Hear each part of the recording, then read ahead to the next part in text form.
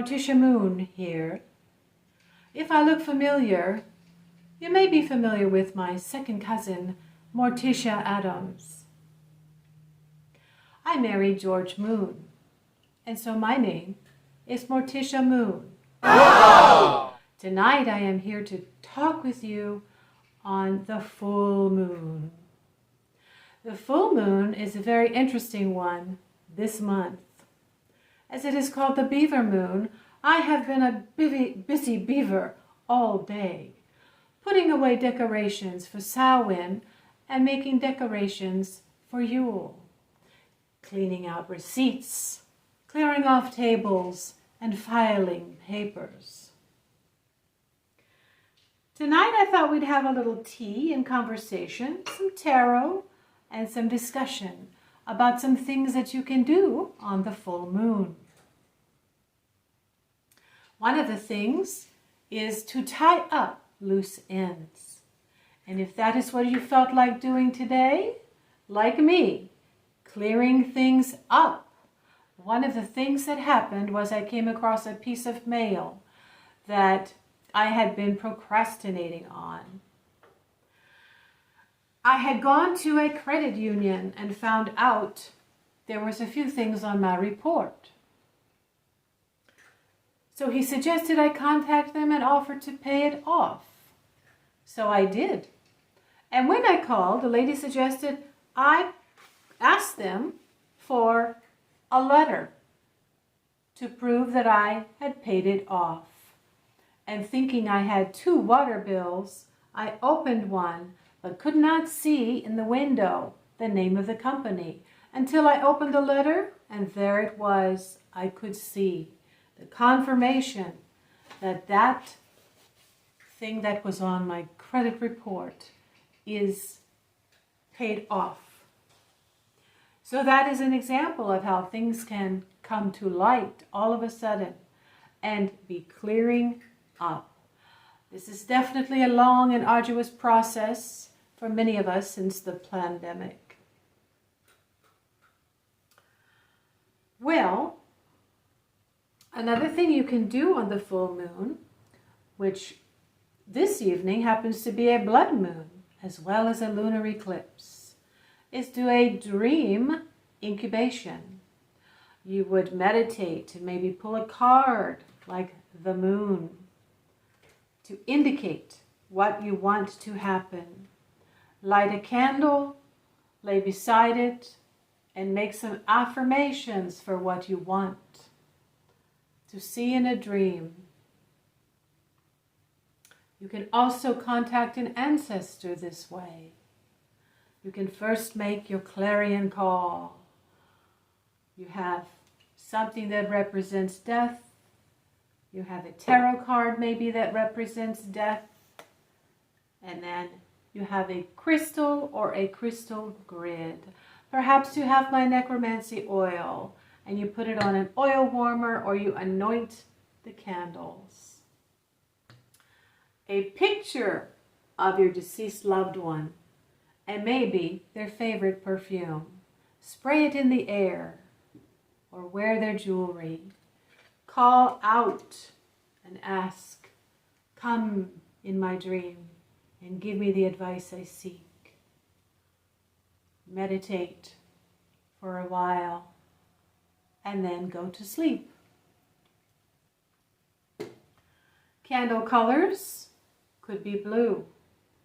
And if you would like to learn how to practice dream recall, I have finally created an online course. It is called Magic School 101, and the first course is called Dream Recall. I will leave the link below. If you would like to become an affiliate and help me sell these courses, I will give you $20. Just leave a comment below and I will send you my email. Then I will put your name in my program and the $20 amount that you would receive off or for selling, having someone come to my website area and purchase the course. It's a short course and it's just $99. but I'm willing to give you $20 out of that. My necromancy oil is on my Etsy shop, and the link is below. You want to have a glass of water to aid you in your working, as it acts as a portal. It also helps for you to drink water yourself, especially before bed. If you want to try to contact a deceased loved one through the cards, you would shuffle the cards as many times as you feel you should. I think it's a good idea to light incense, as it attracts spirit, and I have necromancy incense. When you have laid out your cards, you might cut 3 piles, and then each pile would show you a different view. But one of them, in position 1, would probably be the person who is coming through, the significator. Otherwise, if you are doing a larger spread, the Celtic cross, for example, the card that you would look for to indicate the person, if it is not clear, in position 1 would be position 7.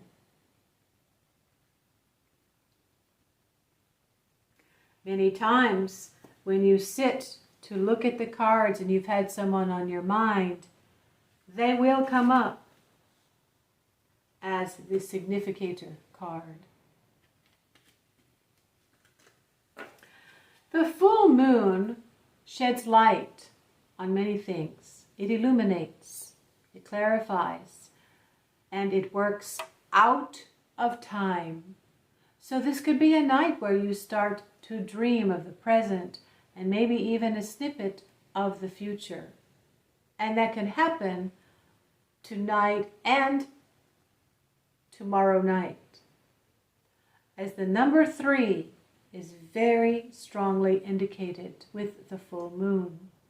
I have had a series of 3 dreams, the night before, the night of, and the night after, showing me the process of a relationship between 2 people.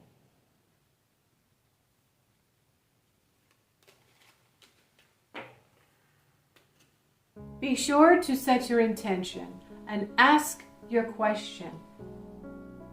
And be sure to meditate and hydrate with water and a crystal to assist you.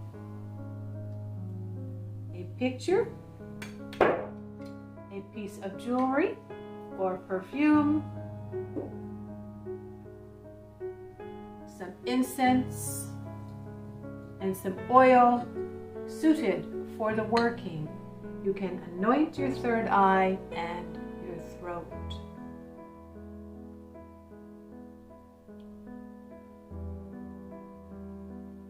We are still under the constellation of Scorpio. This is very good for matters of birth, death, rebirth, and transformation.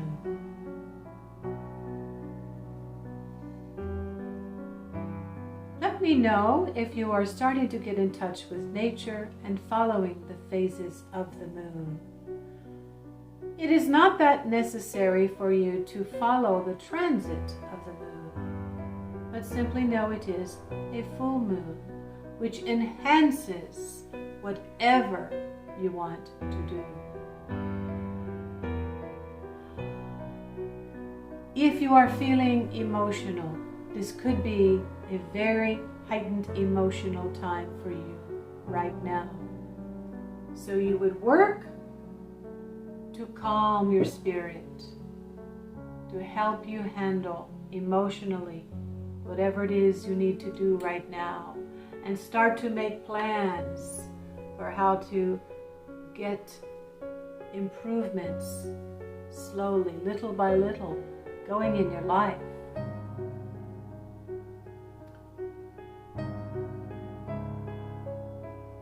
Tuning in to the phases of the moon is a very good way to start tuning in to nature.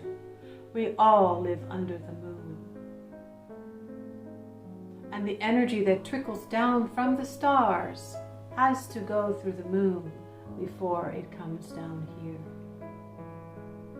Well, I might see you again on the dark moon. But for now, I need to go to bed, for I have to wake up early, and waking me is like waking the dead. So long for now, and rest in peace.